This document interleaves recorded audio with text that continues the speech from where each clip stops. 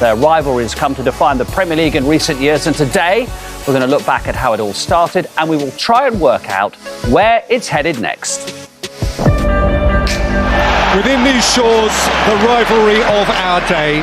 Here comes the Premier League's deluxe, first-class, five-star fixture. It is Sadio Mane! Phil Foden! That is a super finish. Salah escaped Cancelo. Oh, it's brilliant from Mo Salah. And still, Salah! Oh, sensational! Absolutely sensational! De Bruyne! Another gem of a goal in a gem of a game! What a game. That is the reason why the last years Liverpool and Man City always were there. I know that the only chance we have is to win an incredible amount of football games, because our opponents win incredible amount of football games. Rip up your list of superlatives. This Manchester City side simply defy description. The message sent out to their title rivals: the champions mean business. Lookman finishes beautifully. Further ground lost for Jurgen Klopp's men. Liverpool beaten for only the second time this season. Sometimes you need the other teams to drop points. Kane! That is extraordinary! Pep's Manchester City beaten in the Premier League. It's a race again. I'm a big fan, admirer from Jurgen, and every time is an incredible challenge for us. Last few years, we pushed each other on insane levels, which makes each game a final. We know the only way we can do it is to dig really deep.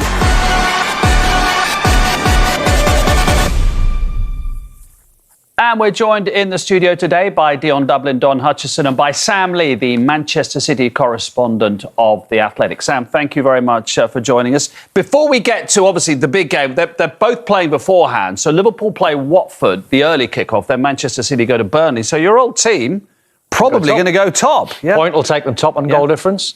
A win for sure. I thought about this, and I thought about a quote that I've seen inside the dressing rooms, Dion, when we have sort of magical quotes in the dressing room. And Alan Pardew had a quote put up at West Ham, and it said, "Always raise the bar." And I think that's what Man City, I think that's what Liverpool have done, certainly over the last few years. They've raised the bar. It's difficult, isn't it? It's difficult to know how to keep up with the quality of both sides and both squads, and the managers. They're always evolving. They're winning things, and then they get better. And that's the problem that the other teams are having at the moment, keeping up with the Joneses. How would you gauge things at Manchester City, Sam? Because they had such a good lead at one stage. I think we were all in danger of thinking, well, that's done and dusted. Now Liverpool have reeled them back in, and Liverpool are playing better than City. I think we would accept that. They're certainly in better form. How would you gauge things at City at the moment?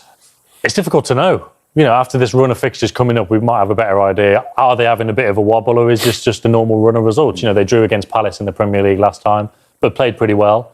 But they beat Everton when they didn't play that well, and before that they lost to Spurs. So it's difficult. But like you say, Liverpool are definitely playing the better of the two. I think a lot may be decided by that game between them, but we'll talk about a few games over the next couple of hours, which goes to show that it's not necessarily definitive. Sam, do you feel a change? You know, when there is a change in and around City, do you feel the change? Like it's not going well or it is going well? Yeah, but then you kind of got to think, what's changed? Is it the noise on the outside or is it the noise on the inside? I don't think Pep and the players will be thinking, oh, what's going on? But I know definitely a lot of City fans, not so much pessimism, but interesting fans are having a bit of a wobble, certainly, but I'm not sure the players are. Okay. That's what you need to kind of separate in these situations, isn't it? Could see the way, Sam, that he celebrated the equaliser, what that meant to Pep Guardiola. Well, that had been building for years. We didn't see it, did we, in the game 2019 when he was doing that twice? Yes, because of the handball. Because he, you know, for years he's been thinking we don't get any decisions at Anfield. We talked about the Champions League game. Salah was offside. Like, with VAR, it just wouldn't have stood. That's not me being sour grapes or anything. It just wouldn't have stood with VAR. He thought they should have had a penalty, whether he was right or wrong. James Milner. Every game when he's thinking... James Milner, red card. So after that, you saw him taking the jacket off. I was, you know, not far along in the press bit, and the fans were giving him a bit back, and Pep was like...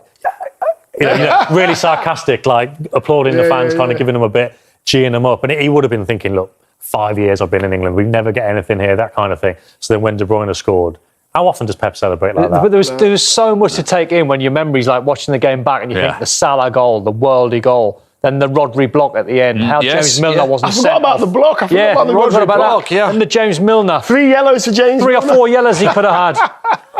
Well, remember, Chris was sitting there going, wasn't he? Chris Foy going, of course it's a second yellow card. But I remember I was actually at the game and I'm thinking to myself, that's the standard. Yes. That is the standard. If anybody wants to touch these two sides, that's what you have to do. Because Chelsea were in the mix at that point, were they? And you're right, you just think, I don't think they've got that. Correct. You said they just won at Stamford Bridge the week before, hadn't they? 1-0, easily 1-0. They dominated. And obviously, that was just from a few months earlier. They lost the Champions League final to Chelsea. Yes. But they came back in the summer and went, right, no, okay, we're But I think even Klopp after the game just said, what a brilliant advertisement. Yes. What an amazing game of football to watch. Absolutely. And great that it was a full Anfield, of course, as it will be this weekend. In a moment, then, we'll focus on the end of season running. But first, let's remind ourselves of events from the last few weeks, which has left us with yet another incredibly close title race between these two great sides. Manchester City have not much margin for error.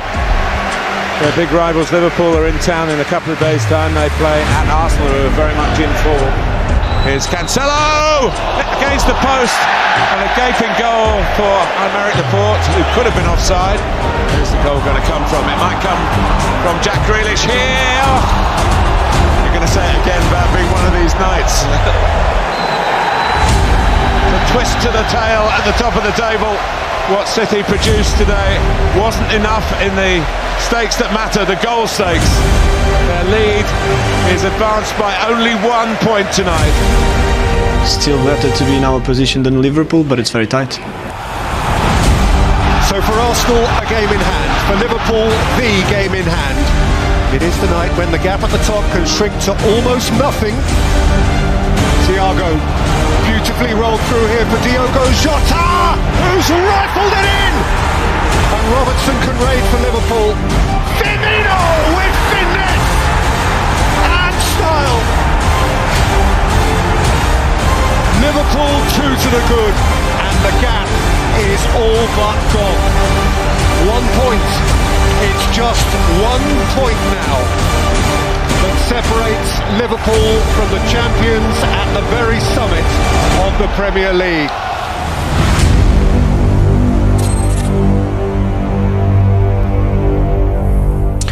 So, this is where we are. Liverpool's 9 results in the league are all wins, their last 9. Look how few goals they've conceded in there, 2. Now, what a Klopp actually says this is built on his defence. I get that. I know you would often say that it is.